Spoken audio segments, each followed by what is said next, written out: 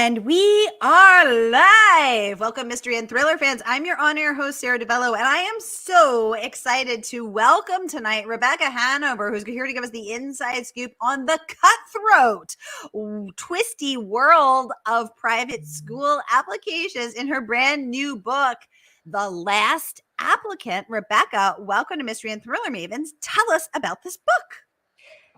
Well, first of all, thank you so much for hosting me. I'm so excited to be here. Yay. In my kids' room, which is sort of apt. It's sort of On fitting brand for the book.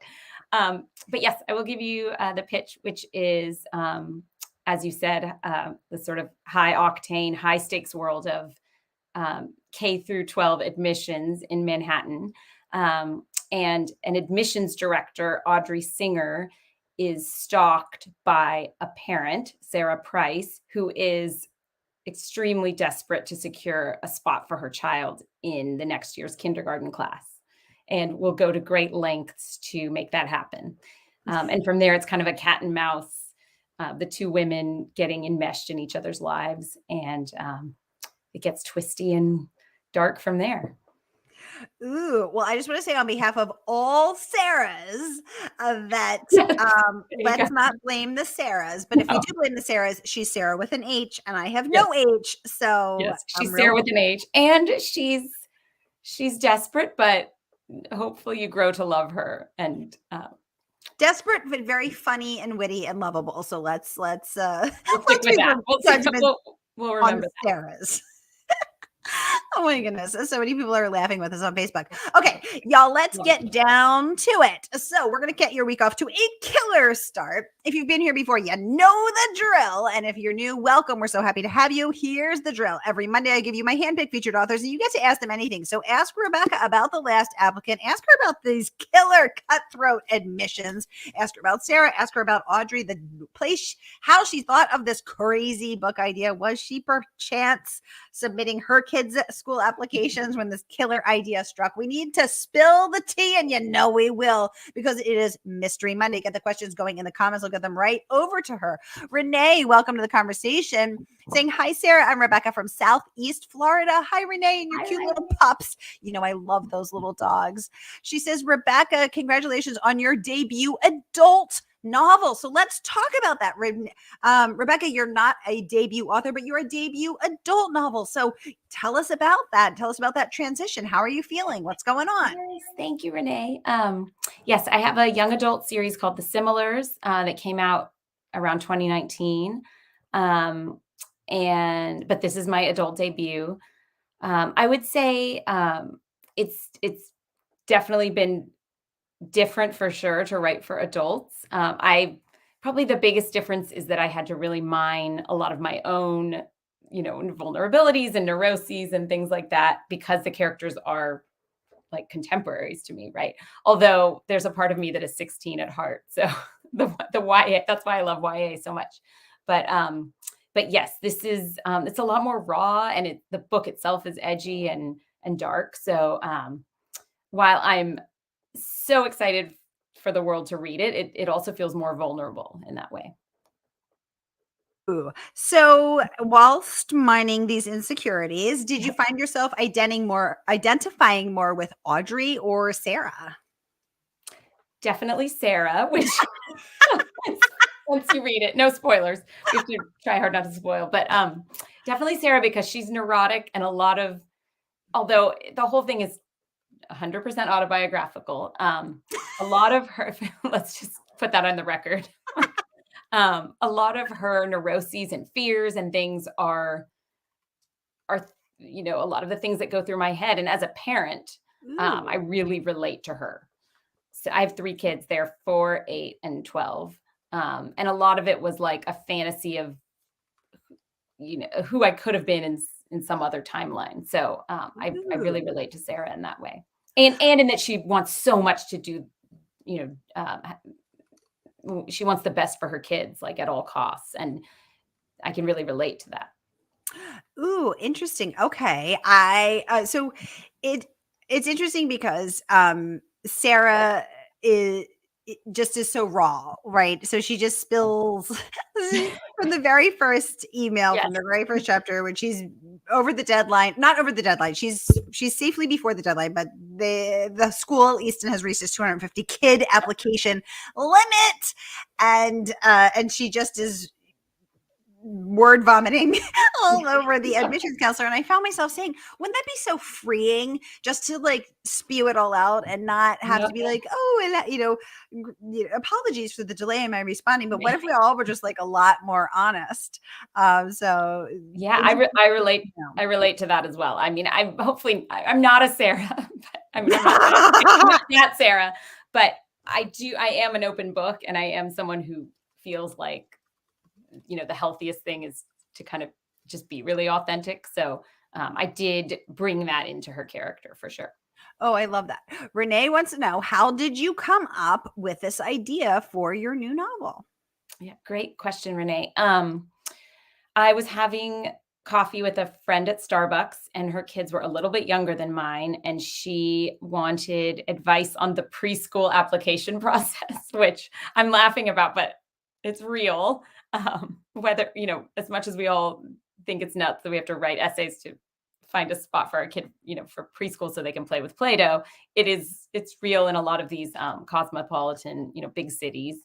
And she was getting my advice, and I'm sorry to the friend because my mind wandered and I thought, I was listening, but I was half thinking about this admissions director character who kind of popped into my head. And I thought, what if a parent was stalking her? Like, what if, it went far beyond essays and letters and things like that? And who would that mom be? And why would she be so desperate to secure a spot for her child? And that was definitely the inspiration and the kind of lightning bolt moment for the concept for the book. Ooh, well, Renee's saying, wow, so crazy. Yeah, exactly. All of it is totally. Renee, thank you for the great question. Rebecca, thank you for the great answer. I want to talk about some of the praise that your book got, because I think it's such a vulnerable process when you put your book out into the world and you're like, will anybody read this? Will anybody like this? And then will it get published at all? And then you have to go on this extremely humbling process where you ask your fellow readers, will you read it and will you blurb it? Fabulously, your book did. So let's talk about some of that. Let's kick off with Christina Alger. She is the New York Times bestselling author of Girls Like Us, and she raves, I'm going to pop this up so we can all read it together, that your book is, quote, sharply written and deftly plotted. She said the last applicant is the best sort of psychological suspense.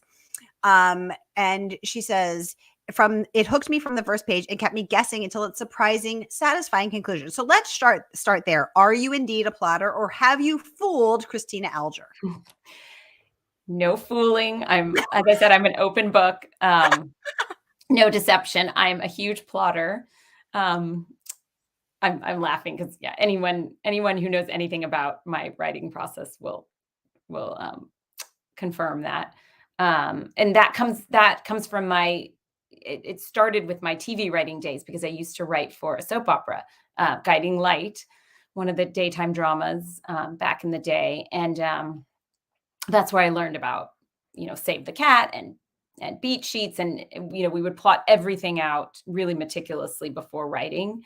So it's still what I do. I still refer to Save the Cat. I think there's a Save the Cat writes a novel, but I still have my dog-eared copy of just the regular old Save the Cat, and I still refer back to it. And it's really freeing for me to have the structure worked out. It's like things might deviate from it a bit, or my characters might tell me to do something, a little bit off the path, but having that to come back to is kind of key for me. And tell us all what you mean by beat sheets and Save the Cat. Oh, yes.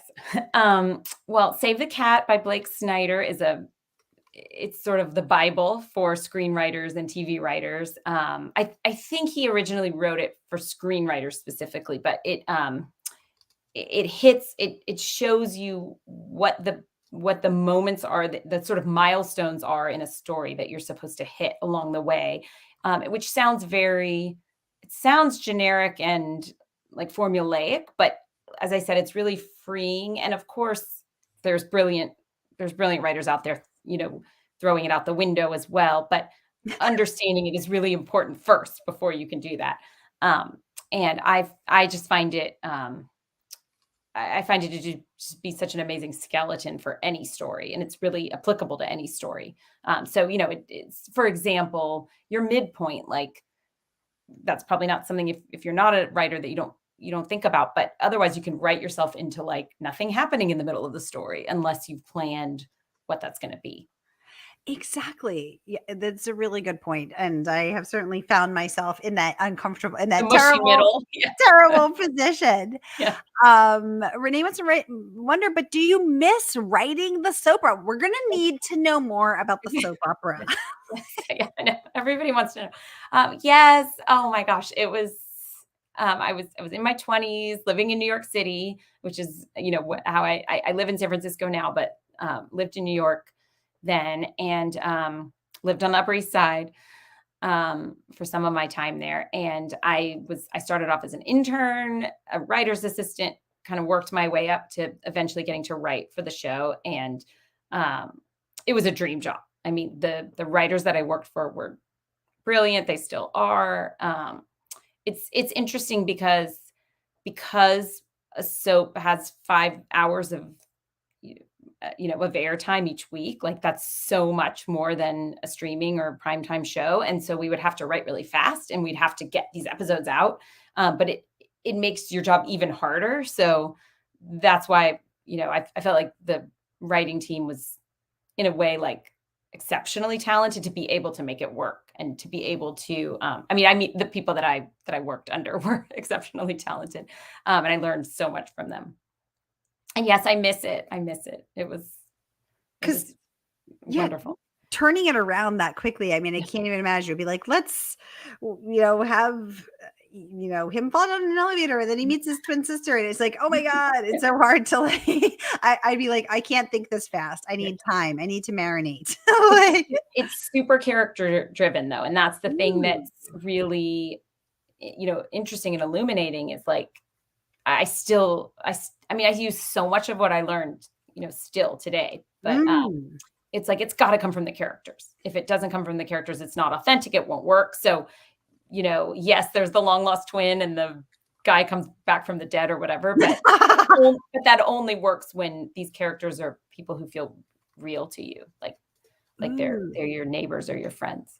Oh my gosh. I'm a huge Friends fan. And I'm remembering when Brooke Shields made the cameo, the guest appearance as the soap opera obsessed fan of Joey Tribbiani's Dr. Baker Mori. And because she thought that he was so real. And so talking about character driven. Oh my God. Oh my God. Everyone's laughing with us on Facebook. I love it. I see you all. I want to get to some of the industry reviews of your book because my goodness, the praise is so good. Let's kick off with Kirkus, of course, the king of reviews that we're all so terrified of, or maybe just me. This one, no, it's not just you. It's not just Well, they loved your book, Rebecca. Raving, there is a refreshing frankness about sex and attraction that drives the personal side of the drama, as well as a thoughtful recognition of how grief and loss break people down in different ways. Deliciously thrilling and thrillingly extra. I mean, what a rave review. I'd get that tattooed on my forehead if I was you. I get a t-shirt. Deliciously thrilling and thrillingly extra. Oh my God, we should have t-shirts. Deliciously thrilling and thrillingly extra. All right, I'm doing that. Selling the review now. Renee saying amazing. It really is amazing. So let's talk about this because it's refreshing in a lot of different ways. So the first thing that caught my mind was, Audrey sharing that, her insecurity that as, the mom of a teenager and a young kid, she's in a bit of a dry spell and that's really driving her story forward. I don't want to give anything away. So let's talk about that, especially segueing over from YA. Was that hard for you to write? Did it feel like a relief? Let's talk. Yeah, no, that's a great question. And maybe some of what I was alluding to before, which is, these are these are adult characters. These are people our age. And yeah, it felt, it didn't, I guess I would say it felt authentic to the story and to the characters. So it didn't feel like, oh my gosh, what am I doing here? I'm going to these places. I also didn't plan it. It's like, it's hard to say without spoiling, but like what the characters end up doing is really organic to who they are and their circumstances. But yes, sharing it, I will say that having a few of these professional reviews and Christina Alger's review, which thank you so much, did give me more confidence to feel like, okay, people don't think this is me. Like they understand this, I'm an author writing, you know. So I feel less vulnerable now with it going out into the world. But as I was emailing like everyone I know with the pre-order link, I was thinking, well, some of these like my husband's colleagues, what are they gonna think? We'll see. But I'm a writer, and I'm sure they all know that I've got a huge imagination. So Exactly. And Kirkus is not the only one raving. Let's take a peek at Booklist, who also had these incredible words to say. Raving, Hanover's book is dark, ominous, and oppressive from the very beginning, filled with heart-stopping, head-spinning twists, bizarre characters, and a spiraling sense of impending doom. This book is for those who enjoy something very dark and very different. Now, we have to be really careful because as mystery and thriller fans, people really hate any sort of spoiler, so we got to zip that lip.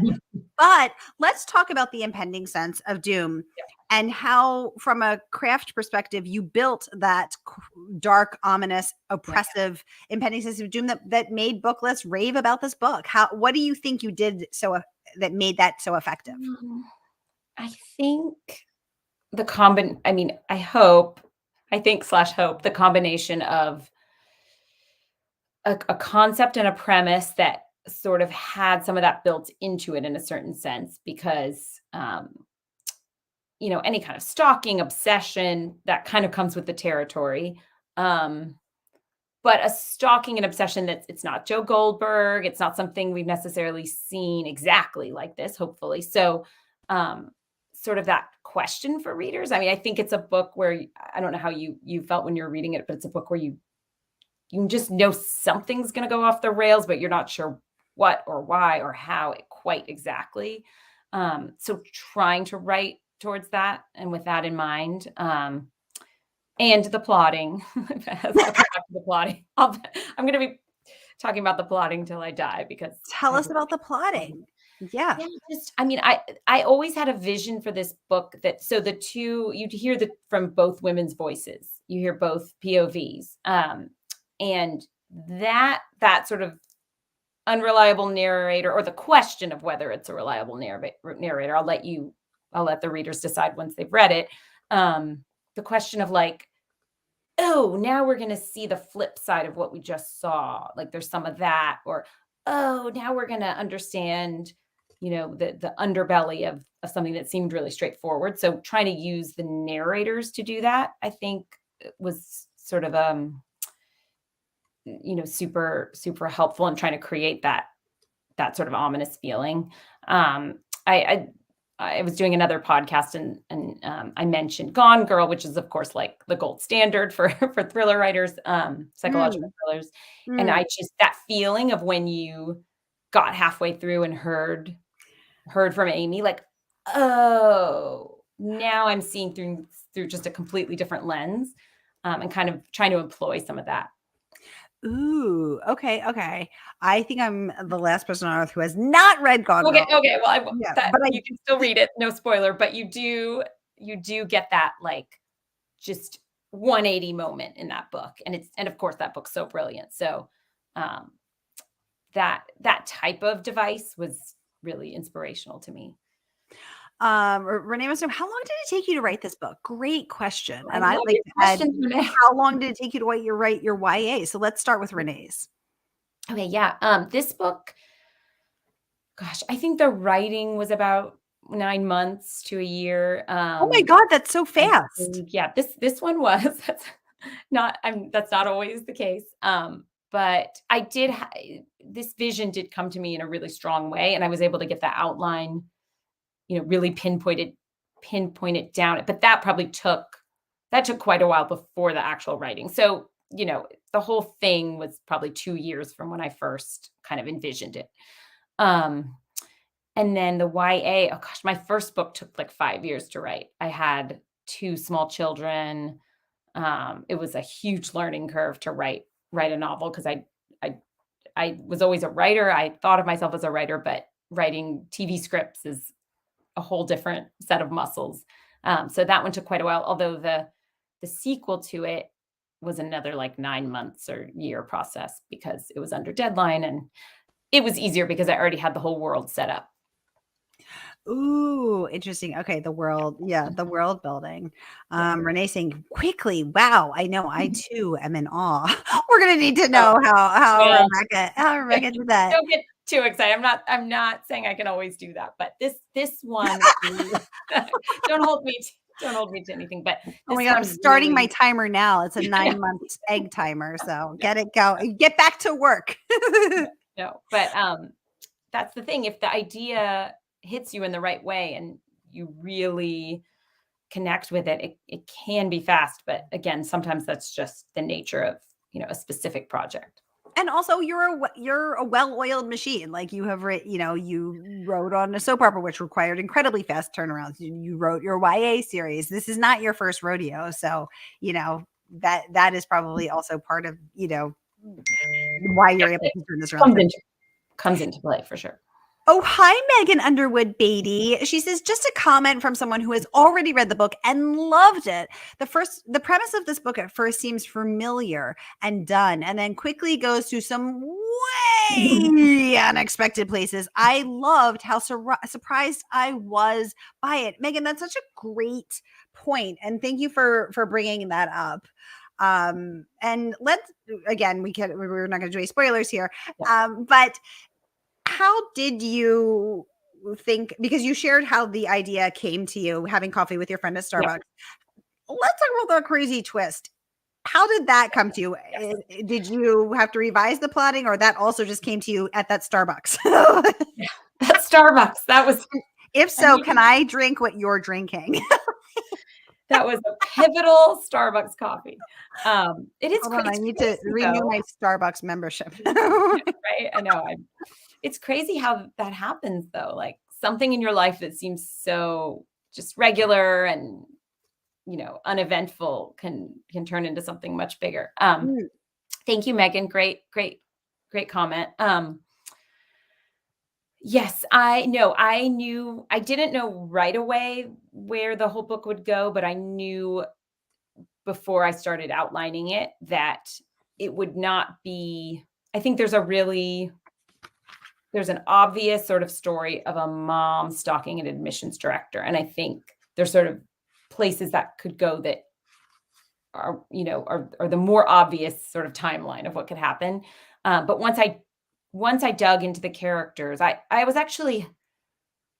knew that it needed to be deeper and there needed to be more layers to these characters than what just might be really obvious on the surface. So it really grew out of the character building. And once I did that, and I had a couple of aha moments, which I won't spoil, but that's when it all started coming together. And I realized this is going to go places that I hope the reader won't be so shocked as to think they don't make sense. Like you never want that, but that the reader will say, oh, exactly. In that Gone Girl. Oh, when we switched to Amy's perspective. I didn't read the book, but I did see the movie. Yeah. Okay. So okay. Yeah. John, welcome to the conversation, joining us from Northeast Ohio. Hi, John. So good to have you. Renee saying, did you dedicate the last episode to your friend to Starbucks? And no, you did not. No, I didn't. And now we're going to shame you for it because you should have. This is to Ethan and Benet. Yeah, this is my friend Liz Vivero. I have to call her out, and now I'm going to need to. Can I send her a recording of this? Because but I do thank her in the acknowledgments. Now I'm Oh my God, the acknowledgments are all the way back here at the back. I know. Oh God, you're right. Ethan and Benet get top billing. Benet totally earned that. And then Ethan is my spouse, so he Oh, earns it just automatically. oh my For gosh, putting all up these with little laughing faces are just flying all putting up over with Facebook. Ethan puts up with me, like, never screwing the toothpaste top on, never, like, leaving piles of things because I'm like, "I'm thinking about these characters, I'm sorry." You don't screw on the toothpaste top. Rebecca. Terrible. But no, Liz, I should have dedicated it to her, but, Oh my I'll goodness. make it up to her. Okay. Megan says we need to have you back for another chat after we've all read the book so we can really get into it. Oh my gosh, we should have Mystery and Thriller Mavens meet up Sure. so that we can dish about the That would be all so the things. So that would be Mystery and amazing. Thriller Mavens is a Facebook group that is free and open to all. You can request your favorite authors. You can dish about your latest reads. We can talk about that twist and all of the good things. So here is that link. It is free and open to all. So if you're not already a member, come on over and join us because it is fun in there. Here is that link. I want to talk about some more of this praise. So let's hop over to Henrietta Verma's first clue. She says, fans of psychological thrillers and mysteries will lap up the tense moments created by the power imbalance between Audrey and Sarah. So let's pause and let's talk about that, because at first we have the power that Audrey has what Sarah wants, which is the ability to get Eli into the class that she wants. But then I'm just popping this up for a second because it's covering us. Oh my gosh, I like how you're making yourself taller. She's but we're seeing glimpses from the start, which I think contributes to that dark, ominous impending that Audrey's got some secrets of her own, and that there's a power imbalance between her, who is not as moneyed and privileged as the parents who are paying for the school that Audrey is gatekeeping the spots to. And so there's a couple different power imbalances happening, not to mention when Sarah starts showing up a little too frequently around Audrey's life. What did you want? What were you thinking about the power imbalances? What did you want to get across there? Or tell us that. Let's talk about that. Yeah, absolutely. Yeah, well, that kind of harkens back to the character work that I did, and I felt like we have to see Audrey as someone who presents as just so confident and so breezy, and she's the decider, as you said, the gatekeeper for all these families who would like do anything. I mean, not to give it away, but the book starts with like someone seeing her at a Starbucks. I love Starbucks. Starbucks is a big part of this book. Seeing her at a Starbucks and being maybe like, you should have dedicated it to Starbucks. I can't even drink coffee. That's the funny part. I'm a tea drinker, but anyway, they have tea at Starbucks. So, this parent sees her and is like frozen. Like, do I say something? Like it's like almost seeing like a celebrity in real life. Do I say something like, check out my kid's application, I just submitted it? Or do I hide because saying the wrong thing will be so much worse than saying the right thing? Actually, I have to give a funny anecdote here, which is that we did go through a process like this for our kids in San Francisco, which is certainly a lower level of intensity than in New York City, but it's still real. And this is so relevant too, because it's almost Halloween, but we were trick-or-treating and we saw an admissions director trick-or-treating. And then my husband said hi, but said the name of the wrong school. Oh my God. And we were like, oh, cross that one off. Like, that's not happening. But anyway, so funny, so ridiculous. And I should also throw in here that, something I really wanted to explore was this, idea of intensive parenting, which, there's many Atlantic articles about this. I certainly didn't coin it. There's even like snowplow parenting, where you push all the obstacles out of the way of your children like a snowplow. I find this endlessly fascinating, because we're all of us parents are sort of enmeshed in it, whether we want to be or not. But it was a theme I really wanted to explore, and that does come into play with Audrey and Sara and sort of their worldviews, their histories, what they've experienced, and how they've gotten to this place. So the idea that Audrey is in such a position of power, but secretly feels less than a lot of these other parents, was a big part of her character for sure. Because I think whether you are applying to private schools, whether you're a parent or not, we've all felt less than. And Yep. and Audrey's best friend has unimaginable wealth and privilege, as one of the parents at the school also. And we've all had a friend like that, where that self-consciousness of Yep. oh, I'm not that.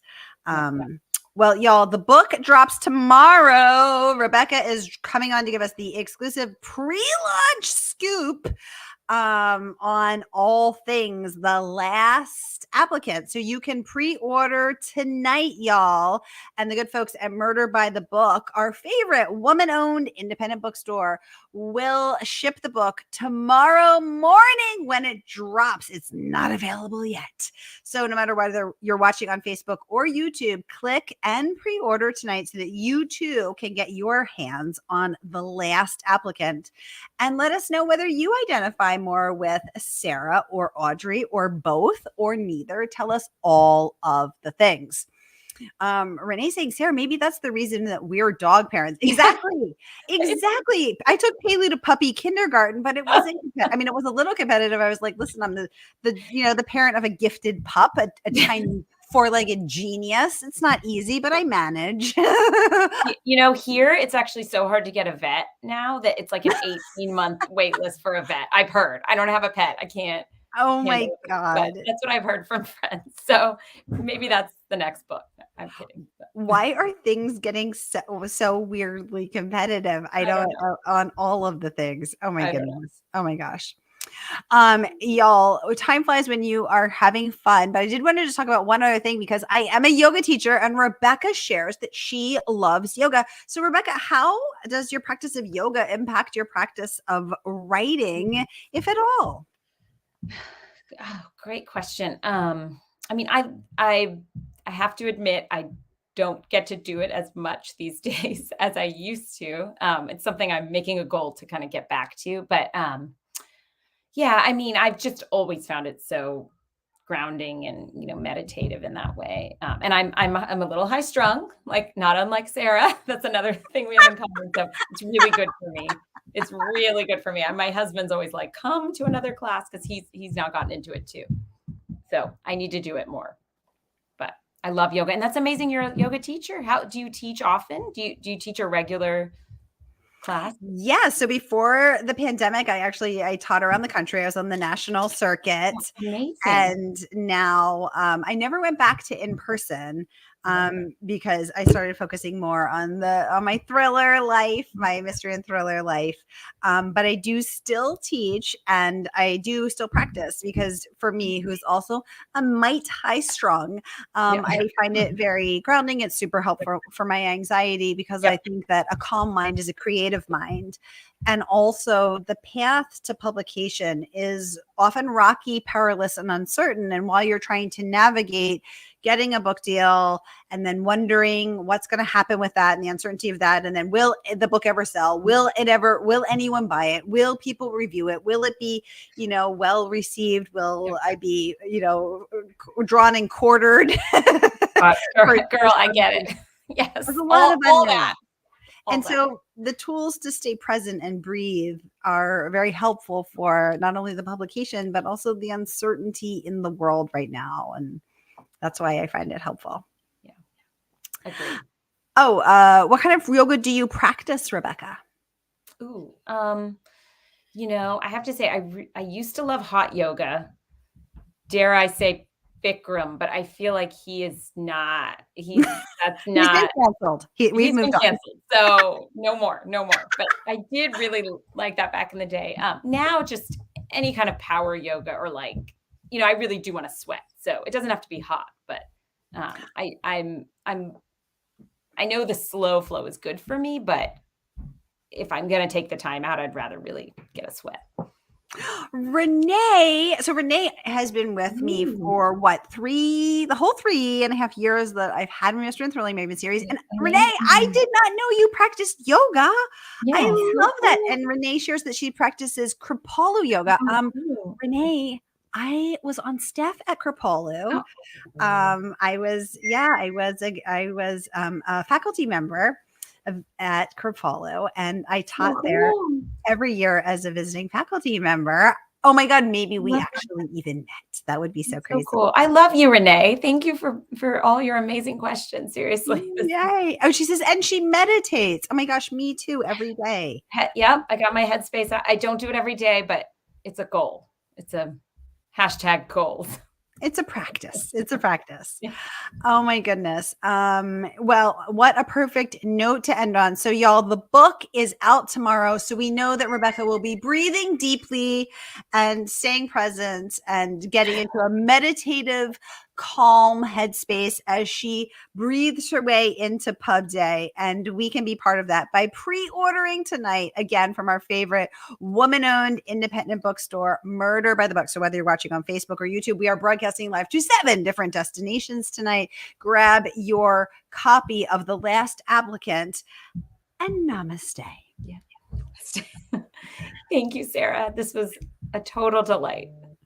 Y'all, I hope your week is off to a killer start, and I will see you next week for Mystery Monday, when we will have Tess Gerritsen, author of Rizzoli and Isles, and Lee Child. We have an awesome Halloween lineup for spooky season, and I will see you then. Have a great night.